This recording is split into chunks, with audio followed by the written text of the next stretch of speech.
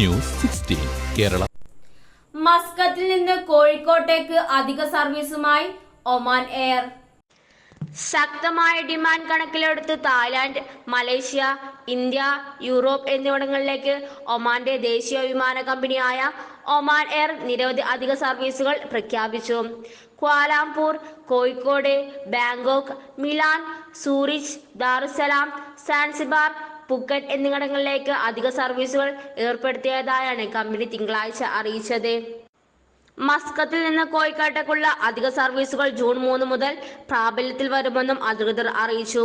നേരത്തെ ആഴ്ചയിൽ 7 സർവീസുകളാണ് കോഴിക്കോട്ടേക്കുണ്ടായിരുന്നത്. 2024 ജൂൺ 3 മുതൽ 11 സർവീസുകളാണ് ഒമാൻ എയർ നടത്തുക. Bangkok 14, Phuket 7, Kuala Lumpur 5, Milan 4, Zurich 3, Dar es Salaam 6 എന്നിങ്ങനെയാണ് അധിക സർവീസുകൾ. News 16 news desk. പക്ഷമില്ല, വിവേചനമില്ല. നേരിനൊപ്പം, നാടിനൊപ്പം, നാട്ടുകാർക്കൊപ്പം. News 16 Kerala channel.